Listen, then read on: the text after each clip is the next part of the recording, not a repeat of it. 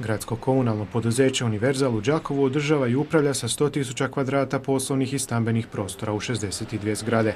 U proteklom razdoblju za 50 zgrada grad Đakovo i Univerzal izradili su energetske certifikate, bez kojih je danas nemoguće kupiti, prodati ili iznajmiti stan, niti upisati ga u gruntovnicu, a za ovaj projekt osigurali su 50% bespovratnih sredstava. Za još 13 zgrada izrađena je projektna dokumentacija za energetsku obnovu. Kada uzmemo u obzir činjenicu da je za 13 zgrada izrađena kompletna projektna dokumentacija koja stanare nije koštala niti jedne jedine lipe, već smo kao upravitelj apliciranjem na fondove osigurali 100% bespovratna sredstva, onda imamo spremnu projektnu dokumentaciju za još 13 zgrada za samu energetsku obnovu. Najznačajniji projekt bio je kompletna energetska obnova 3 stambene zgrade u Đakovu, ukupne vrijednosti 2,5 milijuna kuna, a polovica ove investicije financirana je putem bespovratnih sredstava. Ostatak je financiran kreditom za koji stanari nisu morali dati nikakav instrument osiguranja osim trajnog naloga banke na sredstva pričuve. Model je to koji su razvili u gradu Đakovu i koji se pokazao vrlo uspješnim. Kada uzmete u obzir činjenicu da je njihova pričuva povećana za 3,5 kune, onda to povećanje pričuve je u cijelosti kompenzirano sa nižim računima za grijanje, odnosno za hlađenje. Znači, stanare praktički ta energetska obnova nije koštala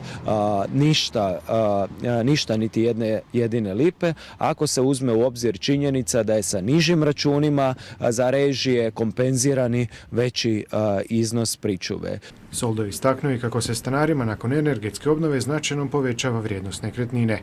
Najavio je kako je nedavno raspisan još jedan natječaj za energetsku obnovu iz strukturnih i investicijskih fondova Europske unije, na koji će grad Đakovo i Univerzal aplicirati svoje projekte putem Ministarstva graditeljstva.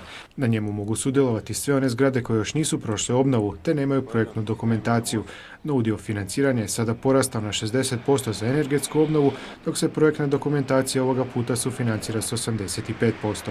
U gradu pozivaju sve stanare da zajedno apliciraju na natječaje kako bi do proljeća mogli predati kompletnu dokumentaciju i započeti radove na energetskoj obnovi još 20 zgrada. Samim time i sam grad Đakovo će dobiti apsolutno drugačiju, ljepšu i bolju vizuru grada, ali ćemo na taj način potaknuti i samo zapošljavanje, budući da je riječ o domaćoj građevinskoj operativi